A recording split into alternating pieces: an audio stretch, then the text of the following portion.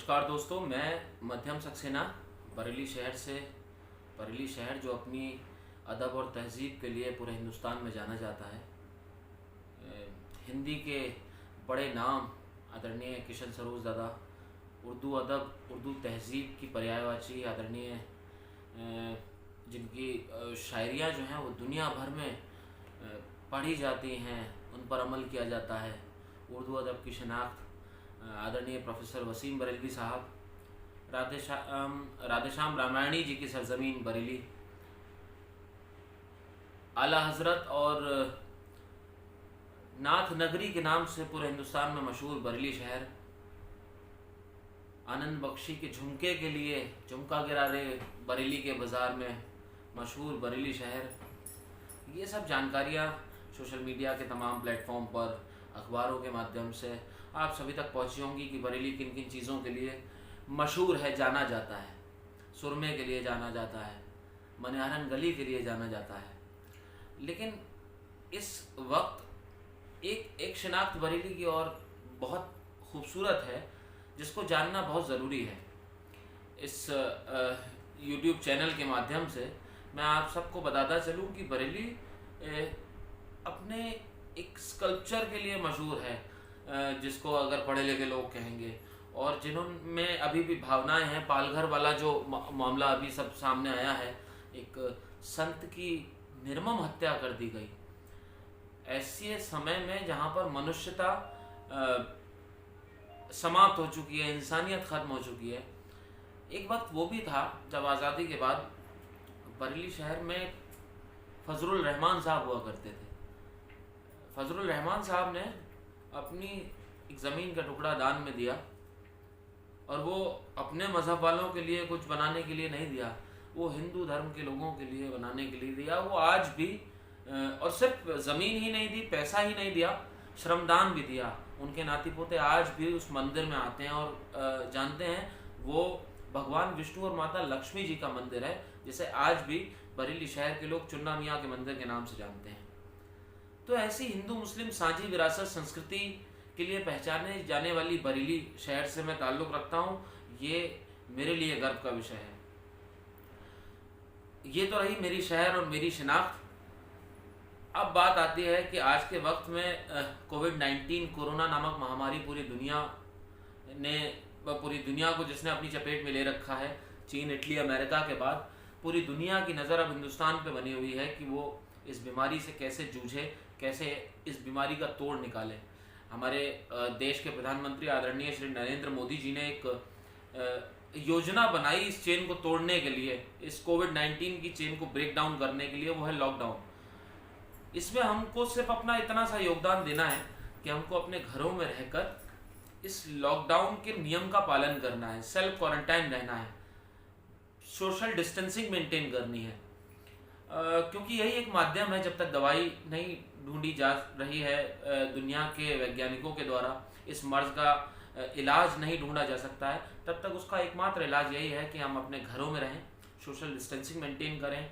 क्योंकि इस बीमारी का पता नहीं है कि कब किस माध्यम से आप तक पहुंच जाए, और 12-14 दिनों के बाद ये पता लगता है कि वो व्यक्ति कोरोना नामक बीमारी से संक्रमित है। और इसके दुष्परिणाम तो आप देख ही रहे हैं। जो अपने आप को बहुत विकसित देश मानते थे, वो तक उन देशों तक की कमर टूट गई है, और अब पूरी दुनिया के नक्शे पर जितने भी देश हैं उनकी निगाह समूचे भारतवर्ष पर है कि भारत, हिंदुस्तान कैसे इस बीमारी से लड़ सकता है। प्रश्न कोई भी हमको सरल ना मिले, किंतु ऐसे नहीं जिनके हल ना मिले। आइए हम अहम का हलाहल पिएं, प्रेम के जल में ताकि गरल ना मिले। कोविड-19 का विष अब भारत के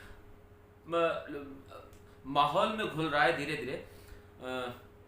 नुकसान काफ़ी हुआ है, इकोनॉमिकली भी नुकसान हुआ है, और ईश्वर की सबसे खूबसूरत कृति मनुष्य, उसकी जान पर तो बन आई है। लेकिन फिर भी अगर आप तुलना करें तो भारत और देशों के अपेक्षाकृत इस समय बहुत बेहतर स्थिति में है, और बावजूद इसके भी तो तमाम बेवकूफ़ियाँ हो ही रही हैं। आप देख ही रहे हैं, हमारे आदरणीय प्रधानमंत्री जी और मेरे सूबे के मुखिया योगी आदित्यनाथ जी जिन निर्देशों के पालन करने के लिए कह रहे हैं, उन निर्देशों के पालन करने का वो सिर्फ आदेश दे सकते हैं, लेकिन उनका पालन हम लोगों को करना है। तो दूसरे के कर्तव्यों को और दूसरे की जिम्मेदारियों को बताने के बजाय शायद हम अगर अब अपनी खुद की जिम्मेदारियों का एहसास करेंगे और थोड़ा सा पालन करेंगे तो ये देश निश्चित रूप से इस बीमारी से निजात पाएगा और पूरी दुनिया को निजात दिलाएगा। तो मेरी आप सबसे निवेदन है कि घरों में रहें और सुरक्षित रहें, सोशल डिस्टेंसिंग मेंटेन करें।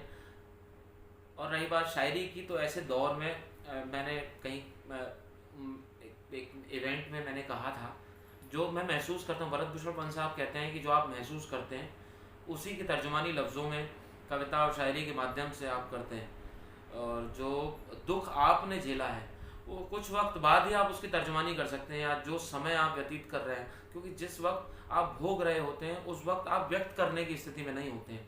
पालघर की घटना निंदनीय है और उस पर जो तमाम तरीके की चीज़ें सोशल मीडिया पर देखने को मिल रही हैं, कोई गीत लिख रहा है, कोई कविता लिख रहा है,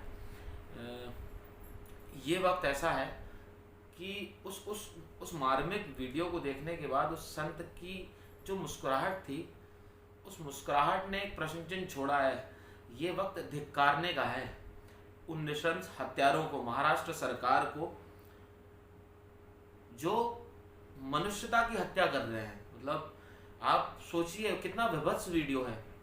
मेरी आंखों में भी आंसू आ गए कई बार उस वीडियो को देखने के बाद। उसके बाद भी वो संत सिर्फ मुस्कुरा रहा था, वो व्यक्ति सिर्फ मुस्कुरा रहा था। अगर उसके पहने हुए कपड़ों के रंगों पर ना जाएं तो मनुष्य ने अपनी ही पैरेलल ईश्वर की कृति, मनुष्य की हत्या की है।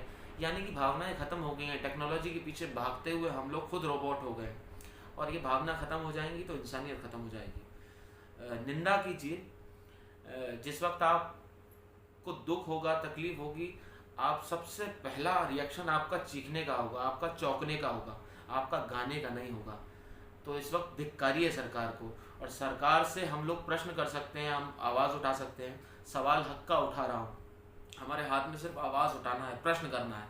तो सरकार निश्चित रूप से प्रश्न चिन्ह सरकार पर लगा है, महाराष्ट्र सरकार पर, कि अगर उसके वस्त्र जो हैं उस व्यक्ति के, साधु ना भी कहें, अगर उस व्यक्ति के वस्त्र गेरुए ना होकर हरे भी होते तो भी मुझे इतनी ही पीड़ा होती, तो भी शायद मैं शायरी नहीं कर पाता। तो हमें सवाल उठाना है, हक की बात करनी है, इंसानियत को बचाना है। और कोविड-19 जैसी बीमारियों से तो हम निश्चित रूप से पार पा ही लेंगे, लेकिन सबसे बड़ी बात इस समय है कि हमें अपनी अंदर की मनुष्यता की रक्षा करनी है। सवाल हक का उठा रहा हूँ, मैं कितनी हिम्मत जुटा रहा हूँ। बरेली शहर ने 2-2 दंगे झेले हैं, उसके बावजूद भी हिंदू मुस्लिम एकता का प्रतीक बनी हुई है, नाथ नगरी है।